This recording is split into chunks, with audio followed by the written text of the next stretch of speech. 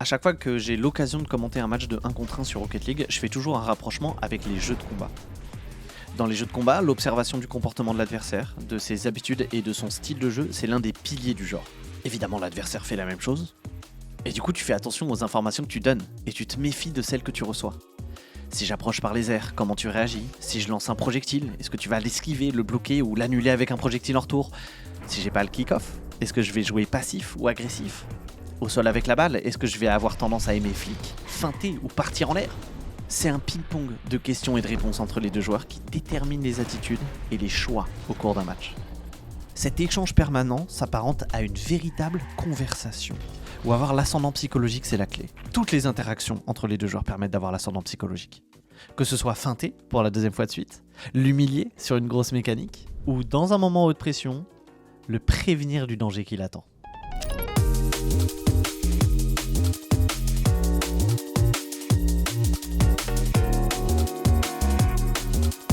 Entre la saison 9 et 10 des RLCS, Johnny Boy organise le Fusion, qui, comme son nom l'indique, est un tournoi qui se joue dans les 3 modes compétitifs du jeu.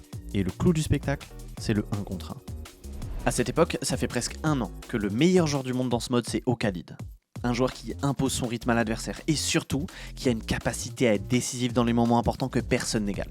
Pour preuve, lors de sa victoire quelques mois plus tôt au Salt Mine face aux meilleurs joueurs des autres continents, il revient par 2 fois alors qu'il était au bord de la défaite. Ocalid est évidemment en finale du Fusion et en face de lui, il y a une légende du 1 contre 1 qui se présente. Ferrypick, beaucoup le considèrent comme le meilleur joueur de tous les temps en 1 contre 1, puisque personne n'a été aussi dominant que lui aussi longtemps sur la scène. Là, on parle de près de 2 ans de pure domination, des dizaines de show matchs remportés, bref, sans doute le joueur qui a eu le plus d'impact sur la scène depuis la création de Rocket League. Alors quand tu vois l'affiche entre le meilleur joueur du monde et le meilleur joueur de tous les temps, tu te dis que ça peut qu'être un match historique. Mais Ferrypick, il joue plus au mode de jeu depuis plus d'1 an. Ferrypick, c'est un retraité. S'il participe au 1v1, c'est parce que le format du tournoi est comme ça, et qu'entre K-Dop, Alpha 54 et lui, c'est lui qui a le plus d'expérience. Et malgré ça, en demi-finale, c'est grâce à Alpha 54 qu'il gagne, puisque Ferrypick perdait son match et qu'ils ont décidé de le remplacer. Alors quand la finale commence, on a tous peur d'une seule chose. Change don't change like it used to. Who runs the roost round here? The coop's gone clear. Got the heart from the bass to the snares, but the word is what's keeping them here. Word to my peers. À la fin de la première manche, Ferrypick prend une décision qui fait plaisir à tous les fans. Changer de voiture pour prendre celle qui symbolise ses années de domination sur le mode de jeu. Parce que à lui seul, il a popularisé l'utilisation de la Batmobile en 1 contre 1. Une voiture complexe à manier, puisque sa hitbox diffère de celle utilisée par 95% des joueurs, et encore plus dure à utiliser en 1 contre 1. Les flicks et les bounce dribbles, c'est le nerf de la guerre à ce moment-là, et c'est beaucoup plus difficile à faire efficacement avec une voiture plus longue et moins haute. A l'inverse, les 50-50 sont plus faciles à gérer lorsque la balle est au sol, et les flip resets semblent plus naturels, mais c'est des situations rares, encore plus en 2020. Ferrypick surprend tout le monde en sortant sa voiture iconique au début de la deuxième manche, et d'autant plus Ocalid qui doit faire des micro-ajustements. Sa manière de gagner des duels ne fonctionne plus, du coup il cherche à les éviter en faisant des feintes, mais Ferry sans doute est puni à chaque fois. Pour Ferry c'est beaucoup plus simple, la Batmobile c'est son ADN. On n'oublie pas comment jouer une voiture qu'on a utilisée des années, et on n'oublie pas le comportement des joueurs face à elle. Alors même pour quelqu'un comme Ocalid, quand t'affrontes une voiture que tu vois jamais jouer aussi bien, il y a un temps d'adaptation. 9 minutes précisément. C'est le temps de la deuxième manche. Une fois la réponse trouvée, le match est plié. Still they sending messages in bubbles. Was this really meant or was it not for? Can't connect the dots, I got this smelly in my pocket, I forgot yo. Strictly high grade and that's the motto. Unless the plug is awful. Don't do OZs, not the other lab been left alone to be my own steez. Now they clock on, race to the bottom. I see it all, I know my options. Never gonna stop unless I often. Sur la 4ème game, Ocalid fait une masterclass de 1 contre 1.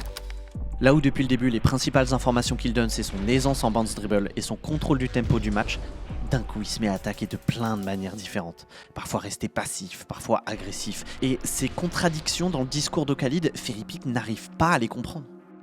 Le début de la 5ème manche commence exactement pareil, mais grâce à 2 kick-off goals d'affilée, Ferrypick garde le score serré.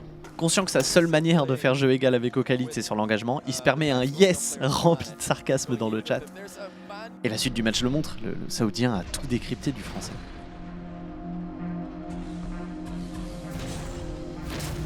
30 secondes, 2 buts de différence. Ferrypick a pas le choix, vu le retard, faut tout risquer sur la prochaine attaque. Ocalid c'est le meilleur joueur du monde. Ça se voit au score et à la manière dont il joue depuis le début. C'est lui qui est supposé gagner ce tournoi. Et pour être honnête, je suis persuadé que Ferrypeak pense la même chose. La nouvelle génération prend le pas sur la précédente, prenant le savoir-faire des anciens et en y ajoutant de nouveaux éléments. La suite logique des choses, quoi. Alors que Ferrypeak est en l'air, il sait à quel point c'est un moment de haute tension. Et il sait que, très souvent dans Rocket League, il suffit d'un beau but pour faire bouger le balancier du momentum.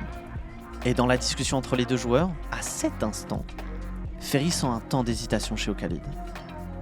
Un temps d'hésitation que, si tu veux être au sommet, t'as pas le droit d'avoir. Alors avant de définitivement laisser son trône, Ferrypeak donne une dernière leçon à son héritier. Takes to the air this time. Ferry gonna reach very deep in that bag of tricks. Reese scores! And who said Ferrypeak doesn't have the fancy mechanics? He just never has to use them. Khaled may have just unlocked Ferry's strap card. Be careful, he says in the quick chat. Not even quick chat, he's typing all this out. Ferry's hilarious. 6-5. Can Khaled hang on? He's been going to the Taz school of using chat. Now needs one more. Tries to set himself up. He's got 4 boost. Can he make it work? Oh! No challenge! Oh, what? Oh my goodness! Ferrypeak refuses to lose after such a beautiful goal before it. We've gone in the complete opposite direction with a double 50-50. You don't get any uglier than that, but they both count. Tie game. Ferry's not done. Ferry, with 4 boost, did not have many options, so he chose his strongest one, and that was just brute power. Wants to win it in regulation. No way! What? Ferrypeak. He warned him. He said be careful. Khaled wasn't careful. That's one of the most legendary things I've seen in this game. Be careful. Ce qui est magnifique avec Rocket League, c'est que quel que soit ton plan de jeu, ta précision, ta constance, rien ne tient quand l'autre a l'ascendant psychologique. Et Ocalid, qui jusque-là réussissait plutôt bien dans cet exercice, s'est rendu compte d'à quel point il pouvait perdre pied quand, en face, il y a un joueur qui sort de l'ordinaire. Ball's just going to bounce off and you can keep playing it afterwards. Yeah, Oh, wait, Ferry scored a kickoff. Yes, he did. I was waiting to see if Khaled would be away from this one with Ferrypeak. You're doing it at the same time. Gone are the days where players will just do the same kickoff over and over again, and gone are the days where we thought this series was over. Save this one, and he does save it, and he's landed outside the goal. That is an open net for Ferry, and he's not wasting any time. He is being hyper aggressive as well whenever Khaled is getting control, but he doesn't have control of this one. One of the best tournament performances of their careers. It's starting off so well for Reno Vitality's Ferrypeak. Wow. Very direct with his gameplay. He is terrifying. And that is exactly what we're getting. He is just able to utilize the angles given a little bit better. Wait a minute. Ferrypeak Wait a blasts minute. the kickoff. Managed to see that one coming. But here's another one. Khaled turning around so quickly. But Ferrypeak's bumped him. It's wide open. That's a shot on target that Khaled can't catch. Ferrypeak ahead again. Khaled with a very close to the car bounce dribble. He's got a free hit on the ball here. Takes a touch. Top corner shot. Ferry saves it. Neither player able to score. Next goal for the tournament. And it's not going to be off the kickoff, but Khaled has got control again. Ferry Oh my dives. goodness. Ferry's won the ball. Ferry had no boost, but he still goes for it. He had to invest everything there just to reach it. Khaled had the boost to recover with. Pretty even position. Khaled's faked it, and Ferrypeak scores! Immediate compliment from Khaled. So gracious in defeat. But Ferrypeak, with a huge mind game, wins the series. He is the greatest to ever do it. Invraisemblable. En 24 secondes de jeu, tout le monde a senti que l'ambiance avait changé. Et à partir de ce moment-là, malgré toutes les tentatives du Saoudien, c'est trop tard. Vitality remporte le mode 1 contre 1. Et ainsi le tournoi fusion, grâce à une finale désormais inscrite dans la légende de Rocket League. Cette finale, c'est le dernier match notable de Ferrypeak en 1v1. Depuis, à part quelques exceptions, il n'est jamais revenu à ce niveau de jeu.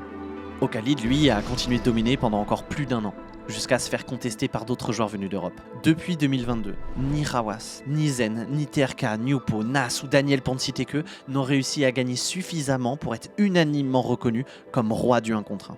Mais parmi tous ces joueurs, Il n'y en a qu'un seul qui, à son arrivée, a révolutionné la manière de voir le jeu. Un jeune créateur de contenu de 15 ans, amoureux du 1 contre 1 et plutôt bon dans ce mode, qui a décidé, à l'envers de tous les autres joueurs de Rocket League, d'y consacrer sa carrière entière. Mais on parlera sans doute de lui plus tard.